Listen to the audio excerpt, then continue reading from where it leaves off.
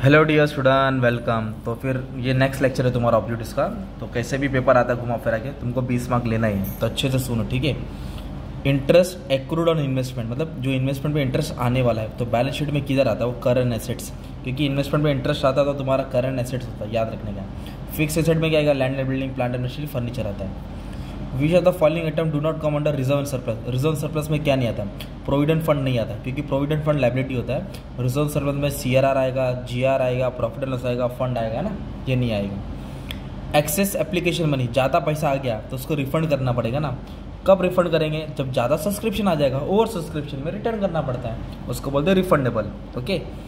Security premium में भी applied for the company for, तो सिक्योरिटी प्रीमियम का लिए काम आता है? प्रीमियम एक्सपेंस को रिटर्न अप करने के लिए, बोनस के लिए भी आता है, तो सब के लिए आता है, all of the above. Premium का पैसा ये सब जगह काम आता है। डिबेंचर होल्डर को क्या मिलता है? देखो, शेयर्स को डिविडेंड मिलता है, याद करो, शेयर्स को डिविडेंड मिलता है शेयर होल्डर को, तो डिबेंचर होल्डर को इंटरेस्ट मिलता है। क्या मिलता है? इंटरेस्ट, वो भी फिक्स रेट पे। Debenture issue for purchase of building, debenture दिया बिल्डिंग के लिए, तो बिल्डिंग आएगा, डिबेंचर जाएगा, तो building account debit to debenture account. Okay. Account that transfer to capital redemption reserve, तो जनरल रिजर्व, जनरल रिजर्व का पैसा CRR में डालते हैं और CRR का पैसा बोनस में डालते हैं। Okay.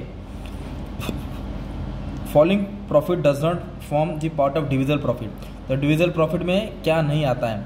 Workman accident fund, revolution reserve, तो डज नॉट फॉर्म, मतलब ये वर्कमैन कंपनसेशन फंड इसके अंदर नहीं आता, ये नाम याद कर लेना, ठीक है।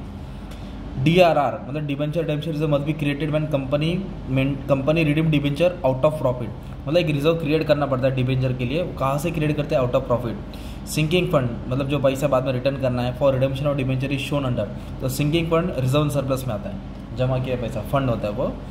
Pre incorporation profit available for, तो प्री इनकॉर्पोरेशन किसके लिए अवेलेबल है? डिविडेंड के लिए, फिक्स एसेट के लिए, किसी के लिए भी अवेलेबल नहीं है। बैड डेट्स रिटर्न ऑफ बोला है, जब भी बैड डेट रिटर्न ऑफ आएगा ना तो प्री में आएगा। अगर ये रिटर्न ऑफ नहीं बोला रहता तो सेल्स रेशियो में आता है। Bad debt return of pre. Okay.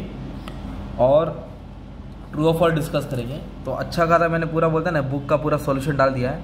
अगर आपको पूरा 30 मैंने बोलते हैं ना, हर एक चैप्टर के बाद 10-15 सम सॉल्व कर दिया। इफ़ आपको ज़रूरत है तो नंबर पे आप 200 रुपीज़ पे कर देंगे, तो व्हाट्सएप में मुझे सेंड कर देना, स्क्रीनशॉट में तुमको सेंड कर दूंगा। ट्रू और फॉल्स में क्या दिया है?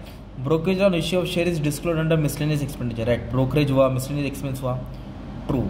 Bill under discount is a contingent liability, बोला ना, बिल वाला हो गया है ना, डिस्काउंट, ये सब कंटीजेंट लायबिलिटी में आता है, जो लास्ट में आता है। IPO मतलब इनिशियल पब्लिक ऑफर, यस। और FPO बोले तो फर्दर पब्लिक ऑफर, ये बाद में कंपनी इश्यू करती है, और जब स्टॉक एक्सचेंज में कंपनी पहली बार आती है तो IPO होता है। Dividend declare is a disclosure as a contingent liability, yes, ये भी ट्रू है। Debenture issue out of profit और bonus debenture, yes. Interest accrued but not due is other current liability, interest देना है पर दिया नहीं तो भी अदर करंट लायबिलिटी, मतलब ये सब ट्रू स्टेटमेंट है तुम्हारा। डिविडेंड इक्वलाइजेशन रिजर्व, ये नाम याद कर लेना, ये इसको डिविजिबल प्रॉफिट बोलते हैं, राइट। इसके तहत और क्या आता है? जनरल रिजर्व आएगा, प्रॉफिट एंड लॉस आएगा ना। Premium on redemption of preference share it's adjusted out of profit, yes. Premium redemption of preference share का प्रीमियम प्रॉफिट से दिया जाता है। Gross profit should be distributed in time ratio, false. Gross profit को sales ratio में बांटते हैं ना यार, फॉल्स है। एडमिनिस्ट्रेशन एक्सपेंस मतलब ऑफिस का खर्चा सेल्स में बांटा बोला है, गलत। ऑफिस का खर्चा, एडमिनिस्ट्रेशन खर्चा टाइम में बांटते हैं, इसलिए false. Profit prior incorporation available for payment of dividend, false, ये वाला फॉल्स है।